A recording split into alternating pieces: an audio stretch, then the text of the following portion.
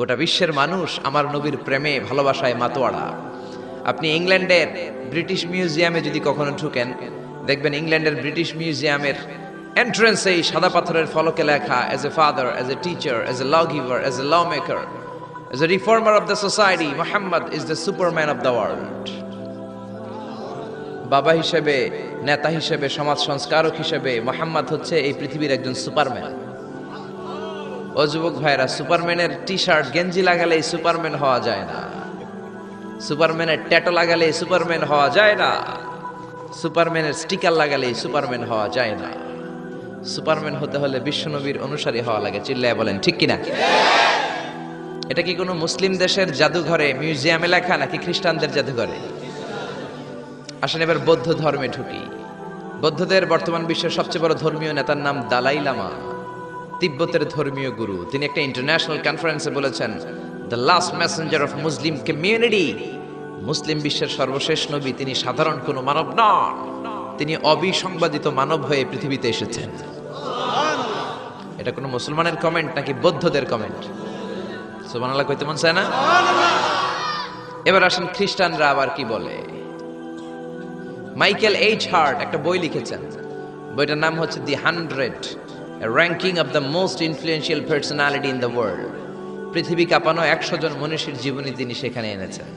সেখানে তিনি তার ধর্মের নবী জেসাস ক্রাইস্ট, যীশু খ্রিস্টের জীবনী এনেছেন, মুসা আলাইহিস সালামের জীবনী এনেছেন, জোসেফ, ইউসুফ আলাইহিস সালামের জীবনী এনেছেন, আব্রাহাম মানে ইব্রাহিম আলাইহিস সালামের জীবনী এনেছেন, আদম আলাইহিস সালামের জীবনী এনেছেন, আইনস্টাইনের জীবনী এনেছেন, আইজাক নিউটনের জীবনী এনেছেন, দালাই লামার জীবনী এনেছেন, গোটা বিশ্ব কাঁপানো সব নেতাদের জীবনী এনেছেন।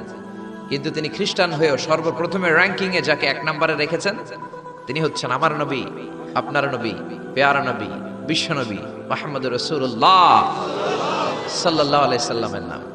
এটা এই বইয়ের লেখক কি কোনো মুসলমান না খ্রিস্টান? এবার আসেন হিন্দু ধর্মের একটু ঢুমারি। মহাত্মা গান্ধীর নাম শুনছেন? ভারতের অবিসংবাদিত নেতা, ব্রিটিশ খেদাও আন্দোলনের পুরোধা। তিনি বারেট ল করেছেন লন্ডন থেকে, পেশায় একজন ব্যারিস্টার। তিনি ভাবলেন সবসময় মুসলমানদের একজন নবীর কথা শুনি, আমার হিন্দুস্থানে সবাই বলে মোহাম্মদ মোহাম্মদ, কেই মোহাম্মদ, দেখি তো তার একটা জীবনী গ্রন্থ পড়ি। তো 2 খণ্ডের একটা জীবনী গ্রন্থের প্রথম খণ্ড উনি পেলেন। উনি ভাবলেন ভূমিকাটা, বইয়ের ভূমিকাটা পড়ে রেখে দিব, পুরোটা পড়ার দরকার নেই। কিন্তু ভূমিকা পড়ার পরে পুরো জীবনী পড়ার আগ্রহ, কৌতূহল, কিউরিওসিটি তার অন্তরে ঢুকিয়ে দিল কে? পড়তে শুরু করলো। বিশ্বনবীর শৈশবকাল, কৈশোরকাল, যৌবনকাল, তার বিবাহ, তার সমাজনীতি, তার রাষ্ট্রনীতি, তার আন্তর্জাতিক নীতি, তার মাক্কি জীবন, তার মাদানী জীবন, পড়তে পড়তে প্রথম খণ্ড শেষ। এখন দ্বিতীয় খণ্ড পড়ার দরকার আছে না নাই? দ্বিতীয় খণ্ড তো তার কাছে নাই। তিনি একবার ইন্ডিয়ার পুরাতন লাইব্রেরিগুলোকে তন্ন তন্ন করে খুঁজে দ্বিতীয় খণ্ড জোগাড় করলেন, সেটাও পড়লেন। পরে তিনি অবাক। তিনি কমেন্ট করলেন, I have scanned lot of biographies in my life, but the biography of last messenger Muhammad was an unique, unparalleled and fantastic biography I've ever read. চিল্লায় বলেন আল্লাহু আকবার। আমি ভারতের নেতা মহাত্মা গান্ধী অনেকের জীবনী পড়লাম, কিন্তু মুসলমানদের নবী মুহাম্মাদের জীবনীর মতো কোনো জীবনী পাই নাই। এই জীবনীটা, এটা একটা ইউনিক, আনপ্যারালাল, ফ্যান্টাস্টিক জীবনী, যে জীবনীর সাথে কারো জীবনীর কোনো মিল নাই। পড়েন সুবহানাল্লাহ। এটা কোনো মুসলমানের কথা না হিন্দুর কথা? এটা হিন্দুর কথা। ইংলিশ লিটারেচার নিয়ে যারা পড়াশোনা করো তোমরা জর্জ বার্নার্ড শোর নাম শুনে থাকবে, শুনেছো? তিনি লিখেছেন বিশ্বনবীর বায়োগ্রাফি পড়ে, I've studied him, the wonderful man. In my opinion, far from being antichrist, and he must be called the savior of humanity. আমি মুহাম্মাদের জীবনীটাকে ব্যক্তিগতভাবে পড়েছি। আমার পক্ষ থেকে তাকে খ্রিস্টান বিরোধী বলা তো দূরের কথা, তাকে মানবতার ত্রাণকর্তা বলতে হবে। চিল্লায় বলেন সুবহানাল্লাহ। ব্লগ লিখে লিখে বিশ্বনবীর জীবনীর ব্যাপারে কুৎসা রটনা করে, গালি দেয় আর ফতুয়া ছড়ায়। নবী কেন এতগুলো বিয়ে করলো? 11 জন বিবি কেন তার? 2 জন দাসী কেন তার? এগুলো তাদের চোখে পড়ে, কিন্তু 25 বছরের একজন তাগড়া যুবক 40 বছরের একজন প্রৌঢ় নারীকে যে বিয়ে করেছে সেটা তাদের চোখে পড়ে না। এই মহামানবটা একটা কুমারী নারীকে বিয়ে করেছে, আয়েশা, বাকি সবগুলা ছিল বিধবা। খাদিজা শুধু 40 বছরের প্রৌঢ় নারী নয়, বিশ্বনবীর সংসারে আসার আগেও খাদিজার আরো 2টা বিয়ে হয়েছে। খাদিজার গর্ভে অনেকগুলো সন্তান এসেছে, এগুলো তারা দেখে না। তিনি বিধবাদেরকে স্থান দিয়েছেন। প্রত্যেকটা বিয়ে আল্লাহর আদেশে করেছেন। চিল্লায় বলেন আল্লাহু আকবার। মায়েশার চেহারাটা সাইয়েদনা জিবরাইল রেশমি কাপড়ের মধ্যে করে বিশ্বনবীর কাছে এসে বললেন, ইয়া রাসূলুল্লাহ, দেখেন তো মেয়েটাকে কেমন লাগে। বিশ্বনবী বললেন, ভালো লাগে, কিন্তু মেয়েটা কার? সাইয়েদনা জিবরাইল বললেন, আপনার বন্ধু আবু বকরের মেয়ে, পছন্দ হয় কিনা বলেন। বিশ্বনবী বললেন হয়। তার কয়েকদিন পরে ডাইরেক্ট প্রপোজ, আল্লাহর কাছ থেকে সরাসরি প্রপোজাল এসেছে। জিবরাইল ছবি নিয়ে এসে বললেন, ইয়া রাসূলুল্লাহ, আল্লাহ প্রপোজাল পাঠিয়েছেন, বিয়ের প্রস্তাব। আমি হলাম বিয়ের ঘটক, আল্লাহ হলেন বিয়ের কাজী। বিশ্বনবী বললেন, জিবরাইল রে, তুমি যদি বিয়ের ঘটক হও, আল্লাহ যদি হয় বিয়ের কাজী, আমি মুহাম্মদ রাজি। বিয়ে হয়ে গেল। এভাবে প্রত্যেকটা বিয়ে বিশ্বনবী সাল্লাল্লাহু আলাইহি ওয়াসাল্লাম আল্লাহ তাআলার অর্ডার পেয়ে করেছেন, নিজের মন গড়া করে নাই। ওই নবীর বিরুদ্ধে যারা কথা বলে, এগুলো মানুষ নয়, এগুলো অমানুষ। জোরে বলেন ঠিক কিনা? এগুলো জাহান্নামের নরকীট আর পিতৃ পরিচয়হীন জারদ সন্তান। জোরে বলেন ঠিক কিনা? এজন্য সরকারের উচিত আইন করে এই ব্লগারদেরকে বাইতুল মুকাররমের স্কয়ারের সামনে জুমার পরে ফাঁসিতে ঝুলিয়ে দেয়া।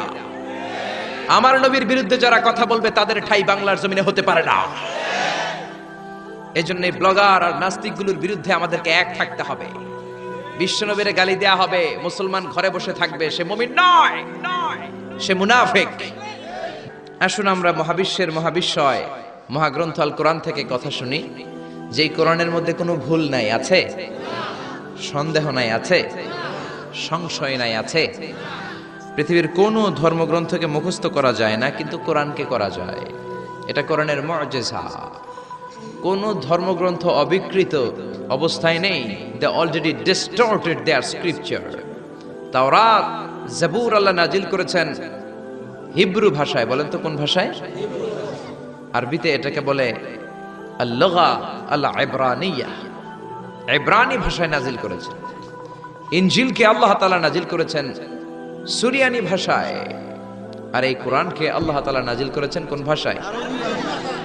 রব্বুল আলামিন বলেন, ইন্না আনজালনাহু কুরআনান আরাবিয়্যান লাআল্লাকুম তাআকিলুন। ও নবী, এই কোরআনকে আমি সুরিয়ানি ভাষায় পাঠাই নাই, ইব্রানি ভাষায় পাঠাই নাই, চাইনিজ ভাষায় পাঠাই নাই, ইংলিশ ভাষায় পাঠাই নাই। কোরআনকে আল্লাহ কোন ভাষায় পাঠালেন?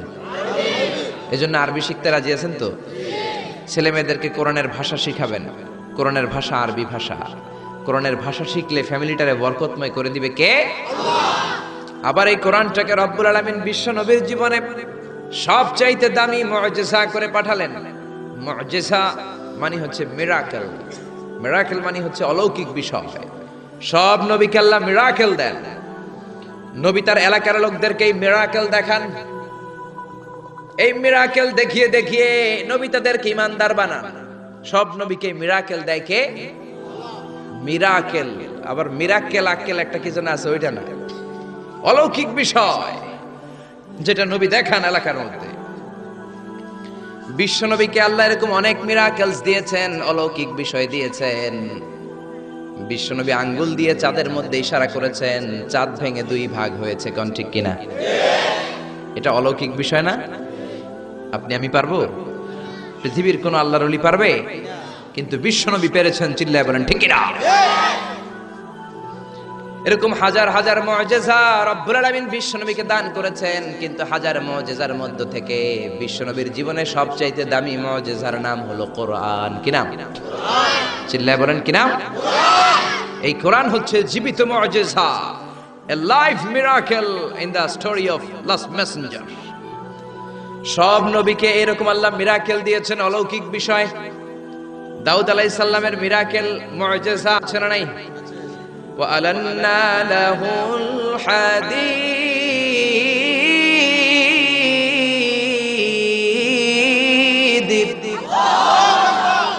আল্লাহ কোরআনে বললেন, আমি আমার পয়গম্বর দাউদ আলাইহিস সালামকে যেই মিরাকেল বা অলৌকিক বিষয়টা দিয়েছি সেটা হলো লোহাকে নরম করার ক্ষমতা। সাইয়েদনা দাউদ আলাইহিস সালাম লোহার মধ্যে ধরলে লোহা গলে যেত, নরম হয়ে যেত। এই পৃথিবীতে সর্বপ্রথম সাইয়েদনা দাউদ আলাইহিস সালাম ছুরি বানিয়েছেন, দা বানিয়েছেন, কোদাল বানিয়েছেন, রামদা বানিয়েছেন। সাইয়েদনা দাউদ আলাইহিস সালামের আগে কেউ পৃথিবীতে কোনোদিন ছুরি বটি আর দা বানাতে পারে নাই, কারণ তিনি লোহা ধরলে গলে যেত, নরম হয়ে যেত। উনি ওইটাকে একটা স্ট্রাকচার প্যাটার্নে নিয়ে ছুরি বানাতেন। এই যে আমার সামনে মাইকেল লোহা, আমি মিজানুর রহমান আজহারি গায়ের যত জোড় আছে এরকম বাঁকা করলে লোহা বাঁকা হবে নাকি? লোহা গলে নরম হবে নাকি? আপনি ধরলে নরম হবে? কিন্তু দাউদ আলাইহিস সালাম লোহাকে টাচ করলেই গলে নরম হয়ে যেত। পাথর দিয়ে চাপটা করে করে যেমন খুশি তেমন ছুরি বানাতেন, দা বানাতেন, শাবল বানাতেন। এটা আর কেউ পারতো না, কারণ এটা দাউদ নবীর মুজিজা। চিল্লায় বলেন ঠিক কিনা? দাউদ আলাইহিস সালাম ইন্তেকাল করলেন, পৃথিবীতে নাই নাকি আছে? দাউদ নবী বেঁচে আছে? উনি নাই, উনি চলে গেলেন। উনি চলে যাওয়ার পর কেউ কি উনার পরে আর লোহাকে এরকম গলাতে পেরেছে নাকি? নরম করতে পেরেছে নাকি? তার মানে দাউদ নবী শেষ, সাথে সাথে দাউদ নবীর মুজিজাও শেষ। জোরে কোন ঠিক কিনা? দাউদ নবী চলে গেলেন, দাউদ নবীর মুজিজাও চলে গেল। জোরে বলেন ঠিক কিনা? এরপরে মুসা আলাইহিস সালামের মুজিজা আছে না নাই? আমা তিলকা বিয়ামিনিকা ইয়া মুসা, ও মুসা তোমার ডান হাতে কি? সাইয়েদনা মুসা আলাইহিস সালাম বললেন হিয়া আসায়া, এটা আমার লাঠি। এই লাঠি ছিল মুসা আলাইহিস সালামের মুজিজা। মুসা আলাইহিস সালাম এই লাঠি মাটিতে গেড়ে দিলে গাছ হয়ে যেত, সাগরে রেখে দিলে ব্রিজ হয়ে যেত, ফেরাউনের সামনে রেখে দিলে বিশাল অজগর সাপ হয়ে যেত। কোন সুবহানাল্লাহ। মুসা আলাইহিস সালাম চলে গেলেন, ইন্তেকাল করলেন, কিন্তু ওনার লাঠিটা পৃথিবীতে ছিল। মুসা নবী মরে গেলেন, কিন্তু ওনার লাঠি ছিল। কিন্তু উনি চলে যাওয়ার পরে ওনার এই লাঠিটা দিয়ে কেউ কোনোদিন সাপ বানাতে পেরেছে নাকি? গাছ বানাতে পেরেছে নাকি? ব্রিজ বানাতে পেরেছে নাকি? তার মানে মুসা নবী শেষ, সাথে সাথে মুসা নবীর মুজিজাটাও শেষ। যেরকম ঠিক কিনা? মুসা নবী চলে গেলেন, মুসা নবীর মুজিজাও চলে গেল। ঈসা আলাইহিস সালামের মুজিজা আছে না নাই? ঈসা নবীর মুজিজা, ইট ওয়াজ ভেরি ডেঞ্জারাস মুজিজা ইন দ্য ওয়ার্ল্ড। পৃথিবীর সবচাইতে ভয়ঙ্কর মুজিজা ছিল ঈসা নবীর মুজিজা। আল্লাহ বললেন ওয়া উবরিউল আকমাহা ওয়াল আবরাসা ওয়া উহয়িল মাউতা বিইযনিল্লাহ। ঈসা আলাইহিস সালামের মুজিজা, উনি বলেন আমি আল্লাহর আদেশে জন্মান্ধ, রাতকানা, দিনকানা রোগীর চোখকে ভালো করে দেই। অন্ধ রোগীর চোখে হাত বুলিয়ে দিলে, ঈসা নবী হাত বুলিয়ে দিলে ওই লোকটার চোখ ভালো করে দিত কে? আবার চামড়ায় শ্বেত রোগী, ধবল রোগী, কুষ্ঠ রোগীর গায়ে হাত বুলিয়ে দিলে হাত ভালো করে দিত কে? আবার কবরের সামনে দাঁড়িয়ে, লাশের সামনে দাঁড়িয়ে সাইয়েদনা ঈসা নবী যদি বলতেন ইয়া আব্দাল্লাহ কুম বিইযনিল্লাহ, কবরের লাশ দাঁড়িয়ে যাও, মুহূর্তে লাশ দাঁড়িয়ে যেত। সুবহানাল্লাহ। মরা লাশ জীবিত হয়ে যেত। এটা ওনার মুজিজা। সাইয়েদনা ঈসা নবীর যদি কখনো হরিণের গোশত খাওয়ার ইচ্ছে হতো, কিসের গোশত খাইছেন? খাইছেন? খেয়েছো? হরিণের গোশত খাওয়ার যদি ইচ্ছে কখনো ঈসা নবীর হতো, উনি জঙ্গলের সামনে যে হরিণগুলোর ডাক দিতেন ইয়া দাবি তাআল, এই হরিণ সামনে আয়। লাফিয়ে লাফিয়ে হরিণগুলো সামনে চলে আসতো। উনি দেখে দেখে চুজ করতেন কোন হরিণের গোশত খাবেন, ওই হরিণটারে হাতে নিতেন, ছুরি নিয়ে নিজ হাতে হরিণের গলায় ছুরি বসিয়ে জবাই করতেন। চামড়াটা কেটে কেটে গোশতগুলো আগুন দিয়ে ঝলসে ঝলসে বারবিকিউ করে খেতেন। কিন্তু হরিণের হাড্ডি খেতেন না। কি খেতেন না? গোশত খেতেন, হাড্ডি খেতেন না। হাড্ডিগুলোর স্তূপ করে জমা করে রাখতেন। খাওয়ার পরে হাড্ডির দিকে ইঙ্গিত করে বলতেন কুম বিইযনিল্লাহ, ও হরিণের মরা হাড্ডি, আল্লাহর আদেশে জীবিত হয়ে জঙ্গলে চলে যা। বলতে দেরি হতো, মরা হাড্ডি থেকে জীবিত হরিণ হয়ে জঙ্গলে যেতে দেরি হতো না। এটা ঈসা আলাইহিস সালামের মুজিজা। উনি মৃত জিনিসকে জীবিত করতে পারতেন। উনিও চতুর্থ আকাশে চলে গেলেন। উনি চলে যাওয়ার পরে উনার কোন খ্রিস্টান উম্মাত কোন অন্ধ রোগীর চোখের মধ্যে হাত বুলালে চোখ ভালো হবে নাকি? চোখের পাওয়ার যেটা আছে ওইটাও যাইব, ঠিক কিনা? ধবল রোগী, শ্বেত রোগী, কুষ্ঠ রোগীর গায়ের মধ্যে হাত বুলিয়ে দিলে রোগ ভালো হবে নাকি? মরা লাশের সামনে দাঁড়িয়ে যদি বলে কুম বিইযনিল্লাহ, ও লাশ তুই মুহূর্তের মধ্যে জীবিত হয়ে দাঁড়িয়ে যা, লাশ দাঁড়াবে নাকি? এই ঈদগাতে মাঝে মাঝে জানাজার নামাজ হয় না? ধরেন আজকে একটা জানাজার নামাজ, সামনে লাশ, আপনারা দাঁড়ায় আছেন। একজন সামনে যায়, লাশের সামনে যায় বলে এই লাশ তুই দাঁড়া, এই তুই দাঁড়া। আপনারা কি বলবেন? বলবেন লাশ দাঁড়ানোর আগে তুমি একটা পাবনার টিকিট কেটে আসো। জোরে বলেন ঠিক কিনা? কারণ মাথার মধ্যে ঝামেলা ঢুকেছে, পাগলামি ঢুকেছে, লাশ দাঁড়াবে না, আর লাশ দাঁড় করে না তো ঈসা নবীর মুজিজা, জোরে কোন ঠিক কিনা? তার মানে ঈসা নবী চলে গেলেন, ওনার মুজিজাও চলে গেল, ওনার মুজিজা কেউ দেখাতে পারে না। ঈসা নবী শেষ, সাথে সাথে মুজিজাও শেষ। খেয়াল করে বুঝেন, দাউদ নবী চলে গেলেন, দাউদ নবীর মুজিজাও চলে গেল। মুসা নবী চলে গেলেন, মুসা নবীর মুজিজাও চলে গেল। ঈসা আলাইহিস সালাম চলে গেলেন, ঈসা নবীর মুজিজাও চলে গেল। বিশ্ব নবী চলে গেলেন, বিশ্ব নবীর মুজিজা কোরআন কি চলে গিয়েছে নাকি? বিশ্ব নবীর সবচাইতে দামি মুজিজা কোরআন আছে না নাই? বিশ্ব নবী ইন্তেকাল করলেন, বিশ্ব নবীর উপর নাজিল হওয়া সবচাইতে দামি মুজিজা কোরআন কি ইন্তেকাল করেছে নাকি? কোরআন ইন্তেকাল করে নাই, কোরআন মরে যায় নাই, কোরআন চলে যায় নাই। Up to the day of judgment, up to the day of resurrection কোরআন থাকবে, কোরআন হেদায়েতের আলো ছড়িয়ে যাবে। চিল্লায় বলেন ঠিক কিনা? এজন্য জীবনের সব অঙ্গনে এই কোরআন মানতে রাজি আছেন তো? কিছু মানবেন, কিছু মানবেন না এমন না তো? তাফসিরুল কোরআনে আসবেন তো? একদল আছে তাফসিরুল কোরআন, এটা ভালো লাগে না। তাফসিরুল কোরআন এই শব্দটাই তাদের ভালো লাগে না। তাফসিরুল কোরআন শুনলেই এদের গায়ে চুলকানি হয়, আছে না নাই? নামাজ রোজার ধারে ধারে না, তাফসির মাহফিল চোখে সয় না, জোরে কোন ঠিক কিনা? নামাজ রোজার ধারে ধারে না, তাফসির মাহফিল চোখে সয় না। শুধু খেলে কভু একবার ওই গুনাতি হাতুর ফাঁকি দিলি শুধু জনগণকে, আল্লাহর দরবারে বরখাস্ত খাস্ত হায়, পাপ করিবার হস্ত হস্ত হায়, তাই যদি হয় ব্যস্ত ব্যস্ত। কি করিলি দুনিয়াতে নিজেকে সঠিক বলে, ফাঁকি দিলি শুধু জনগণকে, আল্লাহর দরবারে বরখাস্ত খাস্ত হায়, পাপ করিবার হস্ত হস্ত হায়, তাই যদি হয় ব্যস্ত ব্যস্ত। চিল্লা বলেন ঠিক না?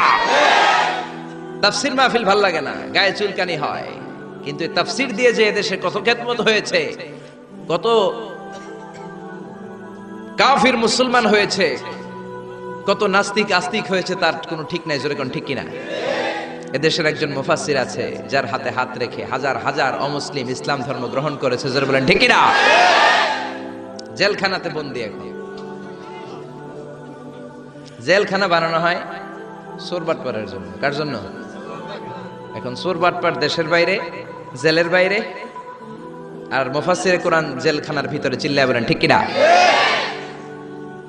জেলখানায় কোনো মুফাসসির বসে বসে কাঁদলে তার জন্য চিন্তিত হওয়ার কারণ নাই। তার গুনাহগুলো মাফ করে দিচ্ছে কে? আল্লাহ। তাকে ওলিদের শিরোমণি বানিয়ে দিচ্ছে কে? আল্লাহ। আমরা বিপদ আসলে কষ্ট পাই, আল্লাহরে বকা দেই। রোগ আসলে কষ্ট পাই, আল্লাহরে গালি দেই। সাহাবারা রোগ আর বিপদ না আসলে ভয় পেয়ে যেতেন, কারণ বিশ্বনবী বলতেন আসাদুন নাসি বালা আনাল আম্বিয়া, সবচাইতে বেশি আল্লাহ পরীক্ষা করেন নবীদেরকে, সুম্মাল আমসাল ফাল আমসাল, তারপরে সিদ্দিকিন সোহাদাদেরকে, আল্লাহর ওলিদেরকে। মানুষ আল্লাহর কাছে যত প্রিয়, তার পরীক্ষাটাও তত করা। ঠিক না? এজন্য জেলখানায় কেউ থাকলে তার জন্য অত কষ্টের দরকার নাই, চিন্তার দরকার নাই। তার মর্যাদা বাড়িয়ে দিচ্ছে কে? আল্লাহ তার মর্যাদা বাড়িয়ে দিচ্ছে। তার জনপ্রিয়তার মতো জনপ্রিয়তা এই বাংলার জমিনে কারো নাই। এখনো আধা ঘন্টা তার কথা শোনার সুযোগ যদি দেয়া হতো, বাংলার কোনো মাঠ নাই, ঘাট নাই, বিল নাই, স্কয়ার নাই, সিলেটের হাকালুকি হাওর নাই যেখানে লোক জায়গা দেয়া যাবে। চিল্লায় বলেন ঠিক না? এজন্য যে কোরআনের রাস্তায় আমরা নেমেছি, এই রাস্তাটা বড় কঠিন। কালিমার দাওয়াত আপনি দিবেন, কালিমার কথা বলবেন, কালিমার পক্ষে থাকবেন, এই জিনিসটা এত সোজা না। কেউ আপনার রাস্তায় ফুল বিছিয়ে রাখবে না। এ রাস্তা কুসুমাস্তীর্ণ নয়, এটা কণ্টকাকীর্ণ। আপনাকে ঝুঁকি নিয়ে কথা বলতে হবে, আপনাকে ঝুঁকি নিয়ে ময়দানে কাজ করে যেতে হবে, ঝুঁকি নিয়ে কালিমার দাওয়াত দিতে হবে। চিল্লায় বলেন ঠিক কিনা? এই কালিমার পথে আমরা উঠেছি, এই কোরআনের পথে আমরা নেমেছি। দুনিয়ার কোনো কিছু দিয়ে এই কোরআনের রাস্তা থেকে ফেরানো যাবে না। এখন ঠিক কিনা? বিশ্বনবীর কাছে অনেক প্রস্তাব ছিল। কাফিরেরা 3 দফা প্রস্তাব দিল। আব্দুল্লাহর বেটা মুহাম্মদ 3 দফা প্রস্তাব। কয় দফা? ও মুহাম্মদ, মদিনার নেতা হতে চাও? 1 দফা নেতা বানিয়ে দেব। সম্পদ চাও? সম্পদ দিয়ে দেব। সুন্দরী নারী চাও? নারী দিয়ে দেব। এই কালেমার দাওয়াত ছেড়ে দাও, কোরআনের তাফসীর ছেড়ে দাও। বিশ্বনবী বললেন তোমাদের দফা 3টা, আমার দফা 1টা। সবাই বলল তোমার কি দফা? বিশ্বনবী বললেন লা ওয়াদাউ শামসা ফি ইয়ামিনি, আরে সম্পদ, নারী আর ক্ষমতা তো দূরের কথা, আকাশের সূর্যটা যদি ডান হাতে দাও, ওয়াল কামারা ফি ইয়াসারি, আকাশের চন্দ্রটা যদি বাম হাতে দাও, এই কোরআনের রাস্তা থেকে এক চুল পরিমাণ আমারে পিছনে সরানো যাবে না, যাবে না, ঠিক না? এজন্য কোরআনের পথে আমরা নেমেছি। আমরা ভয় পাই একজনকে, সে আল্লাহর খুশির জন্য এই পথে আমরা আন্দোলন চালিয়ে যাবো, জোরে বলেন ঠিক না? আমরা এই কোরআন নিয়ে মরতে চাই। কোরআনের পথে যেন আমরা থাকতে পারি, আল্লাহ যেন কবুল করে, আমরা পড়ি আমিন।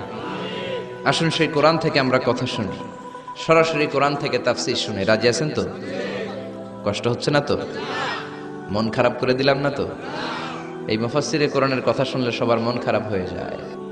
একজন মানুষের কত জনপ্রিয়তা। আমি আজকে 50 বছর কোরআনের তাফসীর করেছি সারা বাংলাদেশে, সারা পৃথিবীতে। আমাকে বানানো হয়েছে যুদ্ধ অপরাধী, আমাকে বানানো হয়েছে চোর, ডাকাত, হত্যাকারী, ধর্ষণকারী।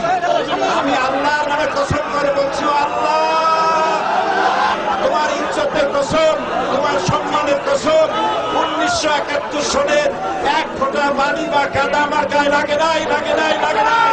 কিন্তু আপনারা তো ওনার কথা শুনে চোখের পানি ছেড়ে দিলেন। আমি কি আপনার জন্য 2 রাকাত নফল নামাজ পড়ে দোয়া করব? নেভার। আমি জাস্ট একটা দোয়া পড়ে ফু দিয়ে দিব। কিন্তু আপনারা তার জন্য নফল নামাজ পড়েও দোয়া করেছেন। আমি কি আপনার জন্য দুইটা রোজা রেখে দোয়া করব? আপনারা তো তার জন্য রোজা রেখেও দোয়া করেছেন। এদেশের মানুষ দেহের তাজা রক্ত বিলিয়ে দিতেও কোরআনের জন্য কুণ্ঠাবোধ করে না, চিল্লায় বলেন ঠিক কিনা? এজন্য জীবনের সব অঙ্গনে সেই কোরআনের আইনগুলো মানার দরকার আছে না নাই? আল্লাহ আমাদেরকে to the right sense of direction, সঠিক পথে চলার তৌফিক দান করুক, উত্তম ফয়সালার দিকে যাওয়ার তৌফিক দান করুক, আমরা পড়ি আমিন। কোরআনের সবচেয়ে যে দামি আয়াত, ওই আয়াতটার তাফসীর আজকে করব। বিশ্বনবীকে জিজ্ঞেস করা হলো, আইয়ু আয়াতিন আযামু মিন কিতাবিল্লাহি ইনদাকা নবী, কোরআনের কোন আয়াতটা সবচাইতে বেশি দামি আপনি মনে করেন? বিশ্বনবী বললেন, আযামু আয়াতিন মিন কিতাবিল্লাহি আয়াতুল কুরসি। আল্লাহর কোরআনের মধ্যে 6666 আয়াত, কারো বর্ণনা মতে 6636 আয়াত, আরেক বর্ণনা মতে আরেকটা রিওয়ায়াত পাওয়া যায়। এই যতগুলো আয়াত কোরআনের মধ্যে আছে, সবচাইতে দামি আয়াতের নাম আয়াতুল কুরসি, ঠিক কি না? এতগুলো আয়াত থাকতে এটার দাম এত বাড়লো কেন? এটার এত মর্যাদাপূর্ণ আয়াত কেন? 5টা কারণে এই আয়াতের দাম বেশি। জোরে বলেন কয়টা? 1 নম্বরে আয়াতের মধ্যে রব্বুল আলামিন নিজের পরিচয় দিয়েছেন। একটা মাত্র আয়াত, কিন্তু এত সুন্দর করে, চমৎকার করে রব্বুল আলামিন নিজের পরিচয়টা একটা আয়াতে দিয়েছেন। গোটা কোরআন তন্ন তন্ন করে তালাশ করলে আর কোনো জায়গায় এত সুন্দর পরিচয় আল্লাহর পাওয়া যায় না। এখন সুবহানাল্লাহ। এজন্য এই আয়াতটার দাম এত বেশি। আবার এই আয়াতের মধ্যে রব্বুল আলামিন তাওহীদের কথা বলেছেন। কিসের কথা? তাওহীদেরই মুর্শিদ আমার মুহাম্মাদের নাম বলো, মুহাম্মাদের নাম। আল্লাহর নাম জপলে বুঝতে পারি আল্লাহরই কালাম বলো, মুহাম্মাদের নাম। আল্লাহু আকবার। আল্লাহ তার একত্ববাদের ঘোষণা দিলেন, তিনি যে এক এবং একক। এই ঘোষণাটা আয়াতের মধ্যে আছে, এই জন্য আয়াতের মর্যাদা বাড়িয়ে দিয়েছে কে? আবার এই আয়াতের মধ্যে আল্লাহর 4টা সিফাতি নাম আছে। জোরে বলেন কয়টা? 1 নম্বরে আল হাইয়্যু, 2 নম্বরে আল কাইয়্যুম, 3 নম্বরে আল আলী, 4 নম্বরে আল আযীম। এই 4টা আল্লাহর সিফাতি নাম এই আয়াতের মধ্যে থাকার কারণে আয়াতের মর্যাদা বাড়িয়ে দিয়েছে কে? আবার এই একটা আয়াতে রব্বুল আলামিন তিনি যে কত ক্ষমতাবান, তার কুদরত যে কত বড়, তার জ্ঞানের সীমানা যে কত বড়, এগুলোর বর্ণনা দিয়েছেন। আবার এই আয়াতের মধ্যে আল্লাহ কুরসির বর্ণনা দিয়েছেন। কুরসি হচ্ছে পৃথিবীতে, মহাবিশ্বে আল্লাহ যে 4টা জিনিস সর্বপ্রথম তৈরি করেছে, আরশ, কুরসি, লৌহ, কলম, এই 4টা জিনিসকে মহাবিশ্বে আল্লাহ সর্বপ্রথম তৈরি করেছেন। এই কুরসির কথাও এই আয়াতের মধ্যে আছে না নাই? এই কুরসি শব্দটা থেকেই আয়াতের নামকরণ করা হয়েছে আয়াতুল কুরসি। এরপরে বিশ্বনবী আপনাদেরকে বললেন, মান কারা আয়াতুল কুরসি দুবুরা কুল্লি সালাতিন মাকতুবাতিন লাম ইয়ামনাহু মিন দুখুলিল জান্নাতি ইল্লাল মাউত। কেউ যদি প্রত্যেক ফরজ নামাজের পরে একবার করে আয়াতুল কুরসি পড়ে, সে জান্নাতে ঢোকার ক্ষেত্রে কোনো বাধা নাই, একটাই বাধা, তার মরণ। লোকটা মরে না তাই জান্নাতে যায় না, মরলেই জান্নাতি। আল্লাহু আকবার। এই জন্য প্রত্যেক ফরজ নামাজের পরে আয়াতুল কুরসি পড়ার দরকার আছে না নাই? It should be a special wazifa for every Muslim at every evening and every morning. After every congregational prayer you offer in mosque. প্রত্যেক জামাতে নামাজের পরে প্রত্যেক মুসলমানের ওয়াজিফা হওয়া দরকার আয়াতুল কুরসি। ইমাম সাহেব সালাম ফিরাবে, সালাম ফেরানোর পরে আপনি আয়াতুল কুরসি পড়বেন। কিন্তু ইমাম সাহেবরা তো সময় দেয় না। আমাদের দেশে সালামের পরে হুট করে একটা মুনাজাত আছে না নাই? মুনাজাত দিবেন, সমস্যা নাই, কিন্তু আগে তাসবিহ পড়বেন। আমাদের দেশে এরকম আসসালামু আলাইকুম, আসসালামু আলাইকুম রাহমাতুল্লাহ, আমিন, ইয়া আরহামার রাহিম, শেষ। তো আপনি কি চাইলেন আল্লাহর কাছে? কি চাইলেন? আমিন, ইয়া আরহামার রাহিমিন। এত কম সময় কেন তোমার? জি বাংলা দেখতে তো তোমার সময় পাওয়া যায়, স্টার জলসা দেখতে সময় আছে, কিরণমালা দেখতে সময় আছে, বিপিএল এর খেলা দেখার সময় আছে, আইপিএল এর সময় আছে, আইসিসির সময় আছে, খুলনার সাথে কুমিল্লার ফাইনাল খেলা ওইটা দেখারও সময় আছে। কিন্তু আল্লাহর কাছে যাওয়ার সময় নাই। এক সাহাবী প্রতিদিন সালামের পরে দৌড় দিত, রাসূল বললেন এক ডাইক বসো, কই নবী কাজ আছে, কই বেটা বস। আল্লাহর কাছে চা আমার কিছু চাওয়ার নাই, রাসূলকে কিছু চাওয়ার না থাকলে নুন চা বেটা, লবণটাও আল্লাহর কাছে চাও। তোমার পায়ের জুতা যদি ছিঁড়ে যায় মুচির কাছে পড়ে যাবা, মুচির কাছে যাওয়ার আগে চাইতে হবে একজনের কাছে, তিনি কে? আল্লাহ। এজন্য প্রত্যেক ফরজ নামাজের পরে তাসবিহ পড়বেন। বিশ্বনবী তাসবিহ পড়তেন, এগুলো মানুষ জানেই না। বিশ্বনবী সালাম ফিরানোর পরে প্রত্যেক নামাজের পর সাহাবেদের দিকে মুখ ফিরিয়ে বসতেন। কিন্তু আমাদের দেশে শুধু ফজরের নামাজের পর আর আসরের নামাজের পর ইমাম সাহেবরা বসে, ঠিক কিনা? বাকি তিন নামাজে জোহর, মাগরিব, এশার পরে কি বসে? কি করে? সালাম আলাইকুম, সালাম আলাইকুম, আমিন, ইয়া আরহামার রাহিম, ঠিক কিনা? তো এত কম সময় কেন আপনার মিয়া? বিশ্বনবী ঘুরে বসে থাকতে পারেন, তাসবিহ পড়তে পারেন, আপনি কোন সলিমুদ্দি কোন কলিমুদ্দি হয়ে গিয়েছেন। প্রত্যেক নামাজের পরে মুসল্লিদের দিকে ফিরে বসেন। বিশ্বনবী সালাম ফিরানোর পরে আসসালামু আলাইকুম ওয়া রাহমাতুল্লাহ, আসসালামু আলাইকুম ওয়া রাহমাতুল্লাহ, সালাম ফিরানোর পরে আওয়াজ করে বিশ্বনবী বলতেন আল্লাহু আকবার। কি বলতেন? নামাজ শুরু করছেন আল্লাহু আকবার, সালাম ফিরায় শেষ তখন আল্লাহু আকবার। তারপরে তিনবার পড়তেন আস্তাগফিরুল্লাহ, আস্তাগফিরুল্লাহ, আস্তাগফিরুল্লাহ, তারপরে পড়তেন আস্তাগফিরুল্লাহ আল্লাযী লা ইলাহা ইল্লা হুয়াল হাইয়ুল কাইয়্যুম ওয়া আতুবু ইলাইহি। তারপরে 33 বার সুবহানাল্লাহ, 33 বার আলহামদুলিল্লাহ, 34 বার আল্লাহু আকবার। আছে না নাই? আরেকবার নাই, প্রত্যেকটাই 33 বার শেষ করবে লা ইলাহা ইল্লাল্লাহু ওয়াহদাহু লা শারীকা লাহু লাহুল মুলকু ওয়া লাহুল হামদু ইউহয়ী ওয়া ইউমীতু ওয়া হুয়া আলা কুল্লি শাইইন কাদির। এটা পড়ার পরে বিশ্বনবী আয়াতুল কুরসি পড়তেন। এরপরে পড়তেন আল্লাহুম্মা আনতাস সালাম ওয়া মিনকাস সালাম তাবারাকতা রাব্বানা ইয়া যাল জালালি ওয়াল ইকরাম। এরপরে পড়তেন রাদিতু বিল্লাহি রাব্বা ওয়া বিল ইসলামি দীনা ওয়া বিমুহাম্মাদিন নাবিয়্যা।